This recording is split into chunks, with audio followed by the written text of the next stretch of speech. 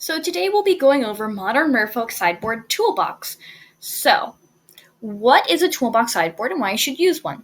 So for a Toolbox Sideboard, I'm basically just going over any cards you might want potentially for your sideboard down the road. If Modern shifts, some of these cards might be good, and some of them are already seeing play in sideboards. So basically, I'm just going to go over cards you might want for your sideboard later on. So, we'll start this conversation off with Echoing Truth. Echoing Truth is useful when decks have many cards with the same name on the battlefield. For example, Crashing Footfalls can have 4 Rhino tokens out at once, or Ravagon can produce 3 to 4 treasure tokens. When the metagame shifts, this card might be better positioned. The card is great when tokens are being produced with the same name, but it can be good at bouncing other permanents, like if a Murktide player has 2 Murktide Regents out. Echoing Truth is not poorly positioned in Modern right now, but other cards in your sideboard are in higher demand, yet this is still good to have in your toolbox binder. Gutshot. So Gutshot is great when X1 creatures will dominate Modern. For example, Ravagon will warp games, and being able to deal with a Ravagon at instant speed for only 2 life is a great deal. Gutshot can also kill non-delirious Dragon Rage Chandler, yet in order for Gutshot to see more play in sideboards, we need more targets. If more decks adapt X1s, then Gutshot will work wonders in your sideboard. For now, it is still good, yet like Echoing Truth, other cards in your sideboard are in higher demand than Gutshot. This is still always a good inclusion, and in the games you want it in, Gutshot will perform well. Hurkyl's Recall. Hurkyl's Recall is amazing versus Hammer Time and Affinity-based strategies. Right now, Merfolk list are playing 2 Hurkyl's Recalls as a 2-of in the sideboard. It performs well, and in the matches you side it against, you will always want to draw it.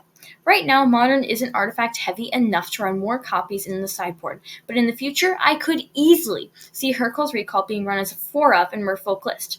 Hurkyl's Recall also performs well versus an occasional Asthma Martica that sit in a cool to carve food deck. This is definitely a card to keep in mind and in your sideboard. I would suggest picking up a few copies.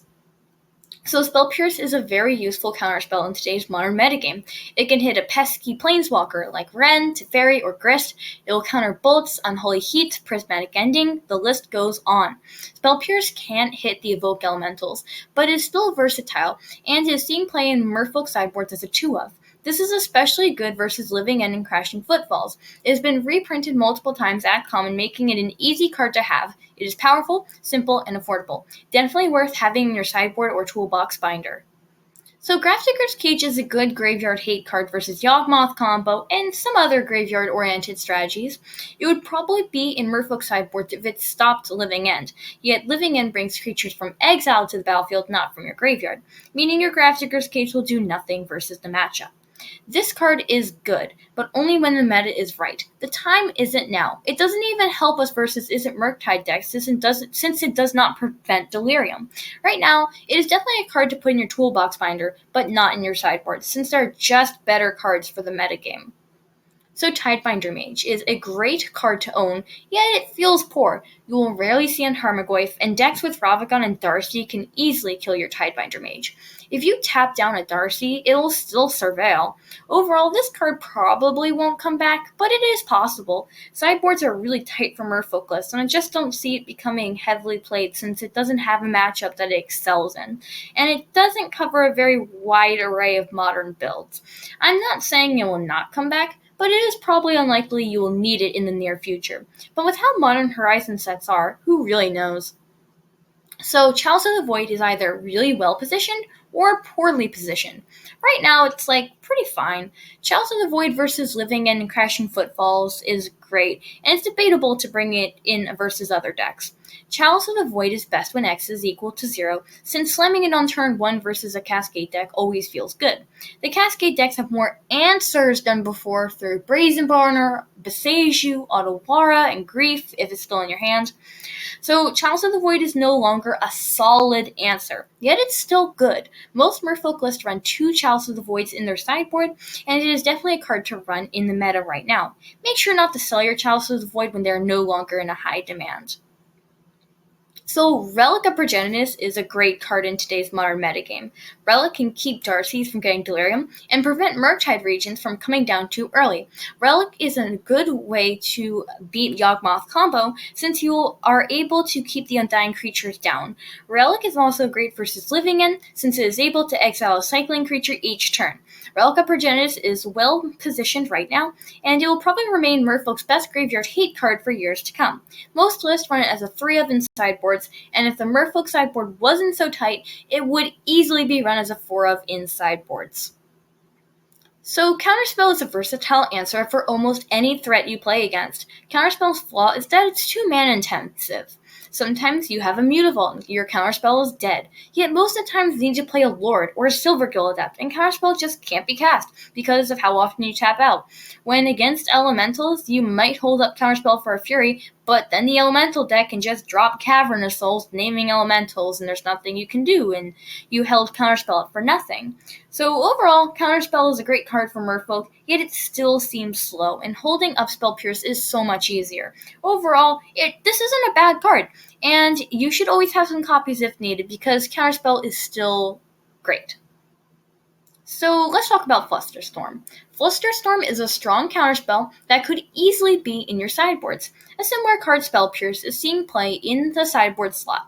Spell Pierce can target any non-creature card on the stack, while Flusterstorm only targets instant and sorceries. That's a huge deal, since Spell Pierce can counter a Wrenn and 6 or Teferi Time Raveler, but Flusterstorm has an advantage, which is if you're playing against Living End or Crashing Footfalls. If you Flusterstorm a Living End, their Force of Negation can only counter one Flusterstorm copy, instead of just hitting your Spell Pierce if it's that necessary. So, if Living End or Crashing Footfalls becomes more relevant, this might be better than Spell Pierce. But right now, Spell Pierce just has a little bit of edge over Flusterstorm. So Dismember is seeing play in sideboards as a 2-of in recent Merfolk builds. This is great since it can kill a Ravagon, Omnath, Darcy, Ledger Shredders, well most of them, small Murktides, and more. Dismember is great since it is an instant. This means with the draw trigger on the stack from an Omnath, you could Dismember it to prevent any life being gained from land drops. Dismember sees play over Gutshot since it deals with more of the modern metagame, and right now Dismember is well positioned and is worth having in your sideboards, and it is one of, if not the best option for removal in your Merfolk deck. So, Brazen Barter can see main board play in Merfolk list, yet right now it is more of a sideboard card.